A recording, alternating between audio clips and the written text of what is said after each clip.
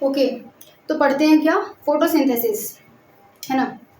देखो क्या लिखा हुआ है यहाँ पे, physico chemical process by which green plants use light energy to drive the synthesis of organic compounds. क्या लिख दिया, फिजिको केमिकल प्रोसेस, मतलब कि फिजिकल रिएक्शन भी है, केमिकल रिएक्शन भी है, ठीक है। फिजिकल रिएक्शन भी है, केमिकल रिएक्शन भी है, यानी कि क्या होता है भाई, सबसे पहले क्या होता है, प्लांट पत्ती जो होती है वो सनलाइट को, मतलब लीफ के अंदर जो क्लोरोफिल प्रेजेंट होती है वो क्या करती है, सनलाइट को ट्रैप करती है, उसको अब्जॉर्ब करती है अपने अंदर। तो ये क्या हुआ, फिजिकल रिएक्शन। यहाँ पर किसी केमिकल का यूज नहीं, मतलब फिजिकली किसी सोर्स के थ्रू क्लोरोफिल ने क्या किया, सनलाइट को अब्जॉर्ब किया, तो ये क्या हो गया, फिजिकल चेंज हो गया, है ना। अब उसी लाइट को यूज करके वो खाना बनाएगा, उसी लाइट को यूज करके वो एटीपी बनाएगा, एनएडीपीएच बनाएगा, ग्लूकोज बनाएगा। तो यहाँ पर क्या केमिकल चेंजेस हो रहे हैं, केमिकल रिएक्शंस हो रहे हैं। अभी इक्वेशन जब बताऊंगी तो उसमें देख लेना, ऑक्सीडेशन होता है, रिडक्शन होता है, दुनिया भर की रिएक्शंस होती है। तो अभी चलो इस टर्म को दोबारा से समझेंगे, फिर थोड़ा डिफिनेशन देख लो, है ना। इतना हो गया, physico chemical process by which green plants use light energy to drive the synthesis of organic compounds. Ultimately, all living form on Earth depends on sunlight for energy. समझ रहे हो, कितनी कितनी बड़ी बात लिखी है। हमें एनर्जी एनर्जी हमको कहाँ से मिल रही है, खाने से। खाना हमको कहाँ से मिल रहा, फोटोसिंथेसिस से। और फोटोसिंथेसिस का सोर्स क्या है, सनलाइट। अगर सनलाइट ना हो, ठीक है, अगर सनलाइट ना हो तो फोटोसिंथेसिस नहीं हो पाएगी, और फोटोसिंथेसिस नहीं हो पाएगी तो खाना नहीं बन पाएगा, खाना नहीं बन पाएगा तो हमें एनर्जी नहीं मिल पाएगी, और अगर हमको एनर्जी नहीं मिल पाएगी, एक सेकंड बच्चे, एक सेकंड, और अगर हमको एनर्जी नहीं मिल पाएगी तो एनर्जी का मैंने क्या क्या बताया था, एनर्जी से क्या क्या फ़ायदा होता है, हमारी ग्रोथ होगी, डेवलपमेंट होती। एनर्जी नहीं मिलेगी तो हमारी ग्रोथ भी नहीं हो पाएगी, डेवलपमेंट भी नहीं हो पाएगा, है ना। तो सोचो सबसे ज़्यादा इम्पॉर्टेंट कौन है, सनलाइट, है ना, कितनी इम्पॉर्टेंट लाइट है। अब देखो फोटोसिंथेसिस, फोटोसिंथेसिस प्रोसेस से केवल हमको खाना ही नहीं मिलता है। फोटोसिंथेसिस केवल एक ही वजह से नहीं इम्पॉर्टेंट है कि भाई फोटोसिंथेसिस जो है खाना बना देगा और खाना हम खा लेंगे, नहीं नहीं, दो वेरी इंपॉर्टेंट लाइफ प्रोसेसेस याद है हमने, दो लाइफ, चलो एक मिनट इसको देख लेते हैं पहले। Photosynthesis is important due to two reasons. Number 1, primary source of all food on earth. इस दुनिया में जितना भी खाना बनता है, पेड़ पौधे बनाते हैं, उसका प्राइमरी सोर्स क्या है, फोटोसिंथेसिस। और photosynthesis just because of sunlight, ठीक, और भी चीज़ें हैं लेकिन मेन क्या, सनलाइट। दूसरा क्या, responsible for the release of oxygen into the atmosphere. मतलब फोटोसिंथेसिस पे, हम फोटोसिंथेसिस पे केवल खाने के लिए ही नहीं डिपेंडेंट हैं, है ना। ऑक्सीजन जिसको हम इंटेक करते हैं, मतलब हमारा खाना और हमें हमारा सांस लेना, ये दोनों चीज़ें किस पे डिपेंडेंट हैं, फोटोसिंथेसिस पे। फोटोसिंथेसिस कहाँ होती है, पत्तियों में। पत्तियाँ कहाँ हैं, पेड़ों में लगी हैं, इसीलिए कहते हैं पेड़ों को बचाओ, है ना। अगर पेड़ नहीं रहेंगे तो हमारा खाना तो छिनेगा ही, खाने के साथ साथ हमारा सांस लेना भी दूरब हो जाएगा। और खाना खाना और सांस लेना ये दोनों क्या हैं, life processes. One is nutrition and another is what, respiration, है ना। ये दोनों ही लाइफ प्रोसेसेस क्या हैं। और लाइफ प्रोसेस क्या होते हैं, ऐसे प्रोसेस जिनके बिना हम जिंदा नहीं रह पाते। ये दो प्रोसेस नहीं हो पाएंगे तो क्या हो जाएगा, काम खत्म हो जाएगा हमारा, ठीक है। इतना लिख लो, थ्योरेटिकल पार्ट था फोटोसिंथेसिस का। अभी आगे बात करेंगे अच्छे से, क्लोरोफिल कहाँ प्रेजेंट है, फोटोसिंथेसिस कहाँ होती है ना, एक्चुअल उसकी साइट क्या है, कौन कौन सी चीज़ें हमको रिक्वायर्ड है, पूरी इक्वेशन लिखेंगे, बैलेंस्ड इक्वेशन, ऑक्सीडेशन हो रहा है, रिडक्शन हो रहा है, एवरीथिंग, है ना। इसको नोट कर लो, जल्दी से करो। ओके, हो गया। तो अब हम बात करते हैं कि कौन कौन से रॉ मटेरियल्स हैं जो फोटोसिंथेसिस में हमको रिक्वायर्ड होते हैं। तो देखो इधर कौन कौन से, CO2, water, sunlight and chlorophyll. Carbon dioxide, पानी चाहिए हमको, सनलाइट चाहिए, और क्या चाहिए, क्लोरोफिल चाहिए, है ना। तो कार्बन डाइऑक्साइड CO2 हमको कहाँ से मिलती है, एटमॉस्फेयर से। वाटर हमको कहाँ से मिलता है, सॉयल से। और सनलाइट हमको कहाँ से मिलती है, सन से, है ना। और क्लोरोफिल हमको कहाँ से मिलती है, क्लोरोफिल हमको कहाँ से मिलती है, मैंने बहुत देर से सुन रहे हैं कि प्लांट से कहाँ प्रेजेंट है क्लोरोफिल, कहाँ प्रेजेंट है प्लांट में। उसके पहले एक चीज़ देख लेते हैं, एक question, where does photosynthesis occurs. अगर कोई आपसे क्वेश्चन पूछे कि फोटोसिंथेसिस कहाँ हो रही है तो क्या बोलोगे, लीव्स, ऑफ कोर्स पत्तियों में होती है, बट क्या सिर्फ लीफ बोल देना इज अप्रोप्रिएट आंसर? नहीं, अप्रोप्रिएट आंसर ये है कि green part of the plant, plant के ग्रीन पार्ट में फोटोसिंथेसिस होती है, क्योंकि एक प्लांट है ऑस्ट्रेलियन अकाशिया नाम का, तो उस प्लांट में क्या होता है, पत्तियां छोटी छोटी होती हैं, मतलब छोटी भी होती है और शॉर्ट लिव्ड भी होती हैं, छोटी होती है और कम टाइम के लिए होती है। तो ऐसे केस में उस प्लांट में फोटोसिंथेसिस कौन करता है? पेटियोल। पेटियोल समझते हो क्या है? वो डंडी जिस पर पत्ती लगी होती है, पेटियोल। जैसे मान लो ये अपनी लीफ है ना, ये अपनी लीफ है, तो ये डंडी, ये जो ये है क्या? पेटियोल, इसको बोलते हैं पेटियोल। वो डंडी जिस पर क्या होती है, पत्ती लगी होती है, इसको बोलते हैं पेटियोल। तो उस प्लांट में फोटोसिंथेसिस कौन कर रहा है? पेटियोल करता है। तो मतलब कि जितना भी ग्रीन, कहीं कहीं स्टेम फोटोसिंथेसिस कर रही होती है ना। अगर मान लो पत्ती लीफ में कुछ ऐसी प्रॉब्लम है, लीफ नहीं कर पा रही फोटोसिंथेसिस, तो वहाँ पे क्या होगा? स्टेम या पेटियोल वगैरह भी फोटोसिंथेसिस करते हैं। तो अप्रोप्रिएट आंसर होगा कि green part of the plant. Photosynthesis कहाँ होती है? प्लांट के ग्रीन पार्ट में, है ना। तो चलो बात कर लेते हैं हम इसकी एक्चुअल साइट ऑफ फोटोसिंथेसिस। नहीं, पहले देख लेते हैं क्लोरोफिल कहाँ है, क्लोरोफिल कहाँ प्रेजेंट है। कुछ ऐसा डायग्राम बना हुआ है आपके एनसीईआरटी में। ये क्या है? ये एक लीफ है, पत्ती का स्ट्रक्चर है, ठीक है। देखो जैसे हमारा हाथ हो गया, है ना, हाथ के ऊपर की सतह और नीचे की सतह। ऊपर की सतह को हमने बोल दिया अपर एपिडर्मिस, नीचे वाली को हमने बोल दिया, बेटा रात हो गई ना, मैं रात में वीडियो बना रही हूँ, अदरवाइज मैं बाहर से जाकर के अपने गार्डन से एक पत्ती तोड़ के लाती तो दिखा देती, कोई बात नहीं, ऐसे समझ लो, है ना।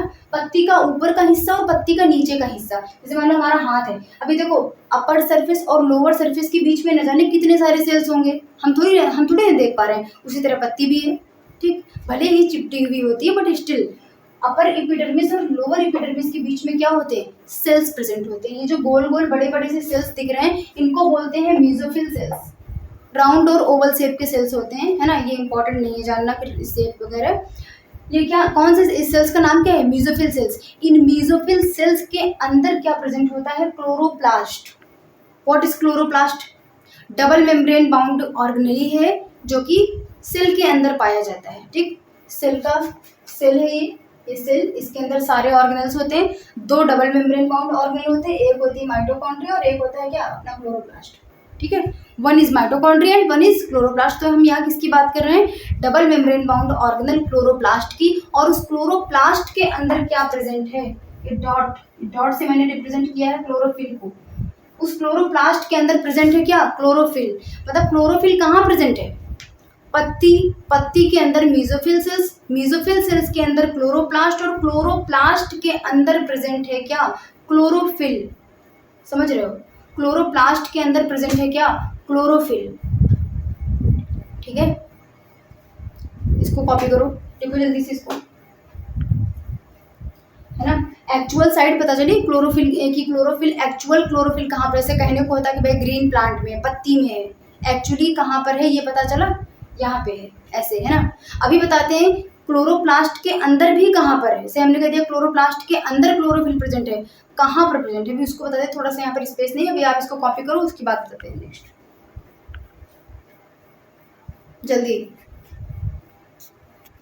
देखो, chlorophyll is a green pigment present in the chloroplast of the cell. Green colour की पिगमेंट है जो कहाँ प्रेजेंट है? सेल के क्लोरोप्लास्ट में।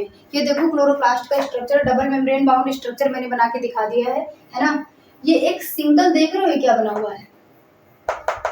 इसका नाम है थाइलाकॉइड। ये क्या है? थाइलाकॉइड, ठीक है। प्लेट लाइक स्ट्रक्चर प्रेजेंट है जिसका नाम क्या है? थाइलाकॉइड। जब ये ग्रुप में प्रेजेंट होते हैं तो इसको बोलते हैं, जब ये वन बाय वन एक दूसरे के ऊपर स्टैक हो जाते हैं तो उसको हम बोलते हैं क्या? ग्रेना। क्या बोलते हैं इसको? ग्रेना। और सिंगल को बोलते हैं क्या? थाइलाकॉइड, है ना। और ये जो फ्लूइड है, इस फ्लूइड को बोलते हैं क्या? स्ट्रोमा। क्लोरोफिल इसी थाइलाकॉइड के अंदर प्रेजेंट होती है। क्लोरोफिल पिगमेंट जो है इसी थाइलाकॉइड के अंदर प्रेजेंट होती है। मतलब कहने का ये है, पत्ती के अंदर मेसोफिल सेल्स, मेसोफिल सेल्स के अंदर क्लोरोप्लास्ट, क्लोरोप्लास्ट के अंदर थाइलाकॉइड, और उस थाइलाकॉइड के अंदर प्रेजेंट है क्या? क्लोरोफिल। समझे? ऐसे केवल कह देना आसान होता है कि भैया पत्ती के अंदर क्लोरोफिल प्रेजेंट है, ठीक है। तो चलो अब हम बात कर लेते हैं किसकी। इतना हो गया, इसको भी ड्रॉ कर लो, इसको भी लिख लो, है। और अब हम बात करते हैं फोटोसिंथेसिस के स्टेप्स और उसके रिएक्शन को। ये देखो, सबसे पहले नोट कर लो, सबसे पहले कॉपी कर लो इसको। जल्दी से इसको कॉपी कर लो, उसकी बात समझते हैं क्या हुआ। अब हम एक्चुअल फोटोसिंथेसिस को पढ़ने जा रहे हैं कि एक्चुअल होता है क्या। सबसे पहला स्टेप क्या है, क्लोरोफिल अब्जॉर्ब सनलाइट। सबसे पहले क्या होता है, क्लोरोफिल। अब पता चल गया कहाँ प्रेजेंट है क्लोरोफिल। सबसे पहले क्लोरोफिल क्या करेगी, सनलाइट को अब्जॉर्ब करेगी। पहला काम क्लोरोफिल ने क्या किया, सनलाइट को अब्जॉर्ब किया। दूसरा स्टेप क्या हुआ, conversion of light energy into chemical energy. जब जब कभी लाइट एनर्जी का नाम है तो समझ जाना कि सनलाइट की बात कर रही है, ठीक है। अब दूसरा स्टेप में क्या होगा, लाइट एनर्जी कन्वर्ट हो जाएगी केमिकल एनर्जी में। पूरी लाइट एनर्जी नहीं, लाइट एनर्जी से हम दो काम करेंगे। थोड़ी सी लाइट एनर्जी क्या हो जाएगी, कन्वर्ट हो जाएगी केमिकल एनर्जी में, क्योंकि ये केमिकल एनर्जी आगे काम आएगी हमको खाना बनाने में, ठीक है। और थोड़ी सी, चलो पहले इसको देख लेते हैं केमिकल एनर्जी को। कन्वर्जन ऑफ लाइट एनर्जी मतलब सनलाइट इनटू केमिकल एनर्जी, यानी कि केमिकल एनर्जी मतलब क्या, एटीपी एंड एनएडीपीएच, है ना। एटीपी एडिनोसिन ट्राइफॉस्फेट, टी है तो ट्राई और डी है तो डाई, है ना, एडिनोसिन ट्राइफॉस्फेट। तो सबसे पहले क्या हुआ, क्लोरोफिल ने सनलाइट को ट्रैप किया और वो सनलाइट थोड़ी सी कन्वर्ट हो गई किसमें, केमिकल एनर्जी यानी कि एटीपी और एनएडीपीएच में। और थोड़ी सी सनलाइट कहाँ चली जाएगी, यहाँ। Splitting of water molecule into hydrogen and oxygen. Water molecule को हाइड्रोजन और ऑक्सीजन में तोड़ने के लिए भी किसकी जरूरत पड़ेगी, सनलाइट की जरूरत पड़ेगी। तो थोड़ी सी लाइट यहाँ कंज्यूम हुई, थोड़ी सी लाइट यहाँ कंज्यूम हुई, ठीक है। क्या हुआ, क्लोरोफिल ने सनलाइट को अब्जॉर्ब कर लिया, थोड़ी सी सनलाइट कन्वर्ट हो गई एटीपी और एनएडीपीएच में, और थोड़ी सी सनलाइट ने क्या किया, वाटर के मॉलिक्यूल को ब्रेक कर दिया हाइड्रोजन और ऑक्सीजन में, ठीक है। अब क्या होगा, हाइड्रोजन भी टूट गया, ऑक्सीजन भी टूट गया। अब हाइड्रोजन जुड़ेगी अपने जहाज को जुड़ना होगा और बनाएंगे क्या, जो हमको जरूरत है। तो देखो कौन कहाँ जाता है। फाइनली क्या होता है, reduction of carbon dioxide into carbohydrate. Carbohydrate क्या है, ऐसा कंपाउंड जिसमें कार्बन, हाइड्रोजन, ऑक्सीजन तीनों प्रेजेंट है, ठीक। कार्बोहाइड्रेट तीन टाइप के होते हैं, मोनोसैकेराइड, डाइसैकेराइड, पॉलीसैकेराइड। चलो आप देखते हैं। वाटर मॉलिक्यूल दो पार्ट्स में टूटा, हाइड्रोजन और ऑक्सीजन में। हाइड्रोजन जुड़ गई किसके साथ, CO2 के साथ, ठीक। अब यहाँ पर देखो हमने कहा कार्बोहाइड्रेट में कार्बन, हाइड्रोजन, ऑक्सीजन तीनों चीजें प्रेजेंट होंगी। देखो कार्बन और ऑक्सीजन तो पहले से प्रेजेंट है और हाइड्रोजन यहाँ से जाके जुड़ गई, तो क्या हुआ, CO2 के साथ हाइड्रोजन जुड़ी तो बन गया क्या, कार्बोहाइड्रेट। क्या बन गया, कार्बोहाइड्रेट, यानी कि ये क्या है, ग्लूकोज, अपना खाना। ग्लूकोज का एक मॉलिक्यूल, ये है हमारा फूड बन गया, है ना। कैसे बना, कैसे बना, रिडक्शन, ऑक्सीडेशन रिडक्शन पढ़ा कि नहीं। ऑक्सीडेशन में क्या होता है, एडिशन ऑफ ऑक्सीजन या फिर रिमूवल ऑफ हाइड्रोजन, और रिडक्शन इसी का ठीक अपोजिट होता है, एडिशन ऑफ हाइड्रोजन या फिर रिमूवल ऑफ ऑक्सीजन। तो यहाँ पे क्या हुआ, हाइड्रोजन का एडिशन हुआ, है ना, हाइड्रोजन इसमें ऐड हुआ तो रिडक्शन हो गई। एडिशन ऑफ हाइड्रोजन क्या है, रिडक्शन, और रिडक्शन करके क्या बन गया हमारा, ग्लूकोज, खाना, C6H12O6, है ना। तो ये पूरी बैलेंस्ड रिएक्शन है। ये है जो वहाँ पर मैंने एनाबॉलिक में लिखवाई थी फोटोसिंथेसिस की इक्वेशन, ऐसे ही, है ना, नॉर्मल इक्वेशन लिखवा दी थी। ये रही पूरी बैलेंस्ड इक्वेशन किसकी, फोटोसिंथेसिस की। अभी आगे मतलब बताऊंगी। ये जो यहाँ पर 6CO2 लिखा है ना, ऐसे नहीं मुंह उठा के हमने 6CO2 लिख दिया कि भाई हमारा मन कर गया कि हम तो 6 लिखेंगे तो हमने 6 लिख दिया, नहीं, इसका भी रीज़न है, बताऊंगी आगे। आगे देखो इसमें, तो रिडक्शन से हमारा बन गया खाना, है ना। लेकिन फोटोसिंथेसिस तो दो वजह से जरूरी है, एक तो खाना और दूसरा क्या, ऑक्सीजन। अब यहाँ पे ये जो ऑक्सीजन रिलीज हुई, देखो यहाँ पर क्या हुआ, ये ब्रेक हो रहा है ना।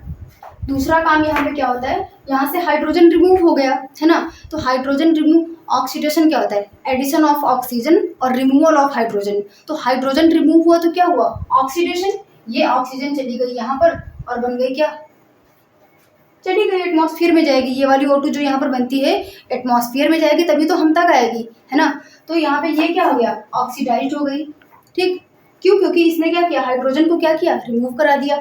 यहाँ हाइड्रोजन का एडिशन हुआ तो रिडक्शन हो गया, यहाँ पर से क्या हुआ, हाइड्रोजन का रिमूवल हुआ तो ये क्या हो गया, ऑक्सीडेशन हो गया, और हमें क्या मिल गई, ऑक्सीजन। क्या मिल गई हमको, ऑक्सीजन। अब ऊपर देखो एक, तो ये रिएक्शन कैसी हो गई, कैसी रिएक्शन हो गई, फोटोसिंथेसिस कैसी रिएक्शन हो गई, रिडॉक्स रिएक्शन। कैसी रिएक्शन है, रिडॉक्स रिएक्शन। रिडॉक्स रिएक्शन कौन सी रिएक्शन होती है, एक ऐसी रिएक्शन, एक ऐसी इक्वेशन जिसमें ऑक्सीडेशन भी हो रहा और रिडक्शन भी हो रहा, ठीक है, जिसमें एक ही टाइम पर एक ही साथ ऑक्सीडेशन और रिडक्शन हो रहा, उस रिएक्शन को हम बोलते हैं क्या, रिडॉक्स रिएक्शन। तो फोटोसिंथेसिस अपनी कैसी रिएक्शन हो गई, रिडॉक्स रिएक्शन, क्योंकि यहाँ पर ऑक्सीडेशन भी हो रहा है और रिडक्शन भी हो रहा है। अभी दूसरा टर्म समझ लेते हैं, फोटोकेमिकल। एक मिनट, मैंने इस जगह थोड़ा सा मिस्टेक कर दिया, फोटोकेमिकल नहीं, फिजिको केमिकल हमने लिखा था, याद है? मैंने फोटोसिंथेसिस की डिफिनेशन में सबसे पहले लिखा था क्या, फिजिको केमिकल। 1 मिनट मैं इसको सही कर देती हूँ, 1 मिनट को। अब ठीक है, फिजिको केमिकल रिएक्शन मतलब फिजिकल रिएक्शन भी हो रहा है, केमिकल भी। देखो, सन से, है ना, क्लोरोफिल का सन से लाइट को अब्जॉर्ब कर लेना, एक फिजिकल सोर्स से लाइट को अब्जॉर्ब कर लेना, क्या हो गया, फिजिकल रिएक्शन हो गया। फिजिकल रिएक्शन, वहाँ पर कोई केमिकल नहीं यूज हुआ, ठीक है, वहाँ पे कोई केमिकल यूज नहीं हुआ, वो क्या हो गया, एक फिजिकल चेंज, एक फिजिकल रिएक्शन। अब उसी लाइट को यूज करके हमने केमिकल एनर्जी बना दी, एटीपी बनाई, एनएडीपीएच बनाई, और फिर आगे क्या होगा, खाना बन रहा है ना, सब कुछ बन रहा, केमिकल रिएक्शंस हो रहे हैं। तो ये क्या हो गया, केमिकल रिएक्शन। क्लोरोफिल ने सनलाइट को अब्जॉर्ब किया, इज अ फिजिकल रिएक्शन, और उसी लाइट ने क्या किया, केमिकल एनर्जी बना दी, खाना बना दिया, इज अ केमिकल रिएक्शन। तो फोटोसिंथेसिस कैसी इक्वेशन है, रिडॉक्स रिएक्शन है, जहाँ पर ऑक्सीडेशन भी हो रहा है और रिडक्शन भी हो रहा। फोटो फिजिको केमिकल रिएक्शन भी है, जहाँ पर फिजिकल चेंज भी और केमिकल चेंज भी है। ठीक है, थोड़ा सा समझ में आया?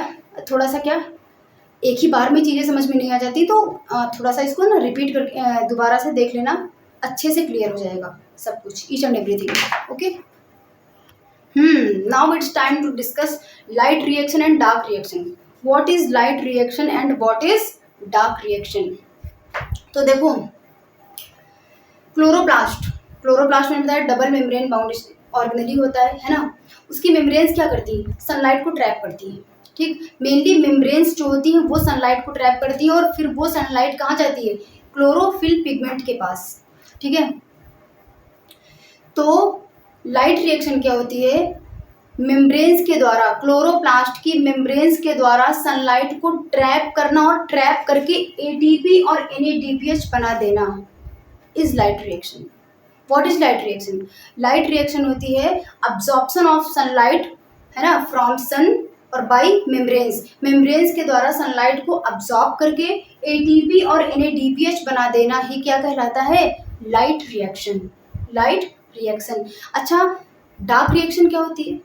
डार्क रिएक्शन क्या होती है, सिंपल, एटीपी और एनएडीपीएच क्या करते हैं, खाना बना देते हैं। जब हमारा खाना बनता है तो इन्हीं एटीपी और एनएडीपीएच का यूज होता है ना। तो खाना बनना, जो खाना बनने वाला प्रोसेस है ना, synthesis of glucose, is what, dark reaction. ठीक है, तो अब हम बात करते हैं इसका नाम लाइट रिएक्शन क्यों है, उसका नाम डार्क रिएक्शन क्यों है ना। Why it is light reaction और why it is dark reaction, मतलब क्या कि लाइट रिएक्शन दिन में हुई इसलिए उसको लाइट रिएक्शन कहते हैं, और डार्क रिएक्शन रात में हुई इसलिए उसको डार्क रिएक्शन बोलते हैं। ऐसा कितने लोग को ऐसा लगता है? नहीं, ऐसा बिल्कुल नहीं है। उसका नाम लाइट रिएक्शन इसलिए है क्योंकि वो डायरेक्टली लाइट पे डिपेंडेंट है ना। वो डायरेक्टली क्या, उसने डायरेक्ट सनलाइट को क्या किया, ट्रैप किया, उसने डायरेक्ट सनलाइट को ट्रैप किया। ठीक है, इसलिए वो क्या है, लाइट रिएक्शन। और डार्क रिएक्शन का नाम डार्क रिएक्शन इसलिए है क्योंकि वो डायरेक्टली लाइट पे डिपेंडेंट नहीं है। डार्क रिएक्शन मतलब synthesis of food, actual glucose की सिंथेसिस को बोलते हैं हम डार्क रिएक्शन। किसकी हेल्प से? विद द हेल्प ऑफ यही chemical energy, ATP and NADPH. ठीक है, तो डार्क रिएक्शन डायरेक्टली लाइट पे डिपेंडेंट नहीं है, वो लाइट रिएक्शन के प्रोडक्ट्स पे डिपेंडेंट है। लाइट रिएक्शन क्या है, सनलाइट के द्वारा सनलाइट का अब्जॉर्ब होना और एटीपी और एनएडीपीएच का बनना क्या कहलाता है, लाइट रिएक्शन, है ना। और ये दोनों क्या हुए, लाइट रिएक्शन के प्रोडक्ट हुए, और इन्हीं लाइट रिएक्शन के प्रोडक्ट्स का यूज करके ग्लूकोज की सिंथेसिस हो जाना इज व्हाट, डार्क रिएक्शन। तो जो लाइट रिएक्शन है वो डायरेक्ट लाइट पे डिपेंडेंट है, इसलिए उसका नाम लाइट रिएक्शन है। डार्क रिएक्शन डायरेक्ट लाइट पे डिपेंडेंट नहीं है, वो लाइट रिएक्शन के प्रोडक्ट्स यानी कि एटीपी और एनएडीपीएच पे डिपेंडेंट है। ठीक है, एटीपी और एनएडीपी पे डिपेंडेंट है, इसलिए उसका नाम है डार्क रिएक्शन। इसका मतलब ये नहीं कि रात में होता है, क्योंकि फोटोसिंथेसिस का मेन काम दिन में होता है ना, दिन में धूप रहती है तो खाना पीना सब जो है दिन में बन जाता है। समझ में आई बात? इतना समझ में आया लाइट रिएक्शन क्या है और डार्क रिएक्शन क्या है ना। अब जैसे हम एक बात बोलें कि मान लो एकदम से धूप चली जाए, एकदम से सनलाइट चली जाए, तो सबसे पहले कौन सा रिएक्शन इफेक्ट होगा, लाइट रिएक्शन की डार्क रिएक्शन? जाहिर सी बात है लाइट रिएक्शन अफेक्टेड होगा, क्योंकि लाइट रिएक्शन ऐसा रिएक्शन है जो डायरेक्ट लाइट पे डिपेंडेंट है ना। तो जो रिएक्शन डायरेक्ट लाइट पे डिपेंडेंट होगा उसको उस पर सबसे पहले असर होगा ना। ऑफ कोर्स डार्क रिएक्शन पे भी असर होगा, वो बाद में रुकेगी, लेकिन सबसे पहले कौन सी रिएक्शन रुकेगी? Light reaction. मतलब लाइट रिएक्शन यानी कि एटीपी और एनएडीपीएच बनने का प्रोसेस। और बेटा एक और चीज़ मैंने बोल दिया, लाइट रिएक्शन में एटीपी और एनएडीपीएच बनती, इतनी आसानी से नहीं बनती। क्लास 11th में जब जाओगे तो वहाँ पर आप पढ़ोगे, क्लास 11th वाले जो पढ़ चुके हैं वो जानते हैं। एटीपी बनाने का एक अलग प्रोसेस है, उसका नाम है केमी ऑस्मोटिक हाइपोथेसिस। एनएडीपी बनाने का एक अलग प्रोसेस है, उसका नाम है इलेक्ट्रॉन ट्रांसपोर्ट सिस्टम। इन दोनों के बारे में मैंने नाम बता दिया, यही बहुत है ना। वो भी नहीं, आधे लोग ऐसे बेहोश हो जाएंगे ये क्या बता रही है जो 9th-10th के बच्चे हैं, ठीक है। तो इनके बारे में हम कुछ भी डिस्कस नहीं करेंगे, बस एक समझ लो कि वो दोनों जो मैंने नाम लिए केमी ऑस्मोटिक हाइपोथेसिस, उससे क्या बनता है? एनएडीपी बनता है। और इलेक्ट्रॉन ट्रांसपोर्ट सिस्टम से क्या बनता है? सॉरी गलत बोल दिया, केमी ऑस्मोटिक हाइपोथेसिस से एटीपी बनता है और इलेक्ट्रॉन ट्रांसपोर्ट सिस्टम से बनता है क्या? एनएडीपी। ये दोनों रिएक्शंस लाइट रिएक्शन का ही पार्ट है, ठीक है। चीज़ें इतनी सिंपल नहीं है, कॉम्प्लेक्स हैं। अब बात करते हैं Calvin cycle. What is Calvin cycle? इसको नोट कर लो। कैल्विन साइकिल के बारे में बहुत डिटेल नहीं करना, थोड़ा सा बस जानने की यहाँ ज़रूरत नहीं है, बस थोड़ा सा, क्योंकि मैंने पहले प्रॉमिस कर रखा है कि बताऊंगी, इसलिए बता रही हूँ। ओके, इसको देख लो फटाफट से। रफ करते हैं बस। ये देखो मैंने थोड़ा सा ऐसे साइकिल टाइप की बना दी है, जितना कम से कम हो सकेगा उतना कम बताएंगे, क्योंकि ज़रूरत नहीं है इसकी। तो देखो वो मैंने जो 4 स्टेप लिखाए थे उसमें स्टार्टिंग के जो 2 स्टेप्स हैं, है ना, एटीपी बनने तक के स्टेप, वो क्या हो गया? Light reaction. Calvin cycle is a part of dark reaction. Calvin cycle क्या है? डार्क रिएक्शन, है ना, ये है डार्क रिएक्शन। लाइट रिएक्शन में क्या था? एटीपी और एनएडीपीएच का बनना। अब उसी एटीपी और एनएडीपीएच का यूज करके हम क्या करने जा रहे हैं? खाना बनना, ग्लूकोज बनाना। भाई CO2 एटमॉस्फेयर में इंटर करेगा और इस पूरी साइकिल में केवल एटीपी और एनएडीपीएच का खेल है। एटीपी, मैं बार बार एनएडीपीएच बोल रही हूँ, एनएडीपी भी एनएडीपीएच दोनों चीज़ें, दोनों टर्म्स होते हैं, ठीक है। इस पूरी साइकिल में केवल एटीपी, क्लास 11th में जो बच्चे पढ़ चुके हैं उनको पता है, नीट में क्वेश्चन भी ऐसे पूछे जाते हैं कि एक साइकिल के लिए कितनी एटीपी लगी, कितनी एनएडीपी लगी, है ना। 6 साइकिल के लिए कितनी एनएडीपी लगेंगी, है ना। तो जिनको समझ में आ रहा समझ लो, और जिनको नहीं समझ में आ रहा कोई ज़रूरत नहीं, फालतू परेशान मत हो। देखो कैल्विन साइकिल डार्क रिएक्शन का पार्ट है। कैल्विन साइकिल क्यों की जा रही है? क्योंकि CO2 से हम एक्चुअल ग्लूकोज बनाने का जो प्रोसेस है, ठीक है, ग्लूकोज ऐसे नहीं बन जाता है। ग्लूकोज को बनाने के लिए हमें कैल्विन साइकिल करना पड़ता है। साइक्लिक, एक ये साइक्लिकल होती है ना। 3 स्टेप होते हैं, कार्बोजाइलेशन, रिडक्शन और रिजेनरेशन। इससे ज़्यादा इसमें कुछ नहीं बताएंगे। हाँ इतना समझ लो कि एक ग्लूकोज के मॉलिक्यूल को, यहाँ पर जो ये ग्लूकोज लिखा है ना, मैंने क्योंकि ये बात बोली थी आपसे कि यहाँ पर रिएक्शन में 6 CO2 लिखा है, मैं इसका रीज़न बताऊंगी, इसलिए मैंने इसको बना दिया है, अदरवाइज मैं ना बताती। बस इतना जान लो, डार्क रिएक्शन का पार्ट है कैल्विन साइकिल। कैल्विन साइकिल इसलिए हो रही क्योंकि हमें ग्लूकोज के मॉलिक्यूल को बनाना है। ये साइकिल एक बार चलने से ग्लूकोज का मॉलिक्यूल नहीं बन जाता है। एक बार साइकिल चलने के लिए एक CO2 का मॉलिक्यूल चाहिए, ठीक है। एक ग्लूकोज का मॉलिक्यूल बनाने के लिए इस साइकिल को 6 बार चलाना पड़ेगा। 6 बार चलाना पड़ेगा, 1 2 3 4 5 6, ठीक है।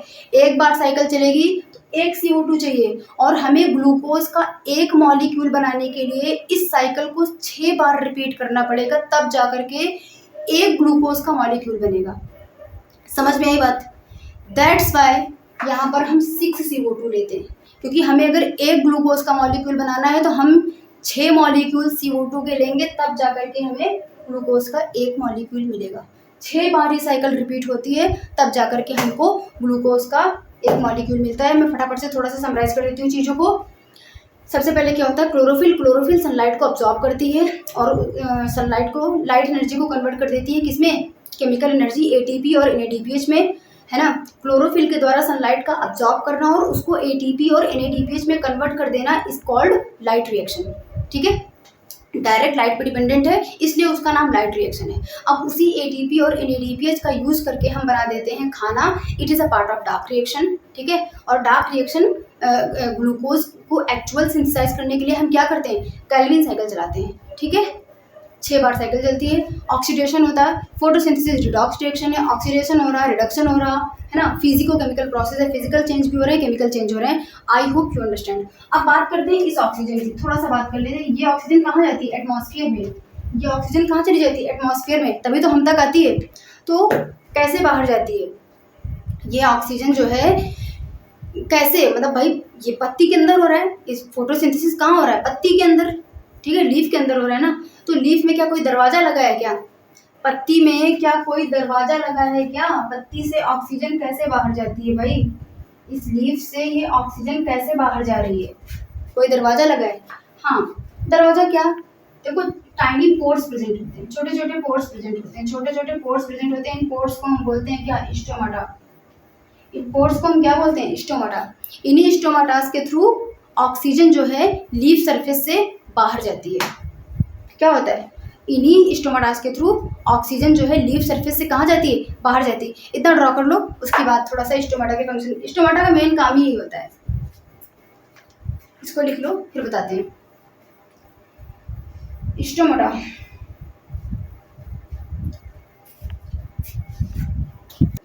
ये देखो 1-2 पॉइंट्स लिखे हैं ऊपर, आप इनको नोट कर लेना, इंपॉर्टेंट है कि ग्लूकोज जो है वो प्लांट में स्टोर रहता है किसके फॉर्म में? स्टार्च के फॉर्म में, ठीक है। ग्लूकोज मोनोसेक्राइड है, कार्बोहाइड्रेट ये भी है, स्टार्च भी कार्बोहाइड्रेट है बट पॉलीसेक्राइड है।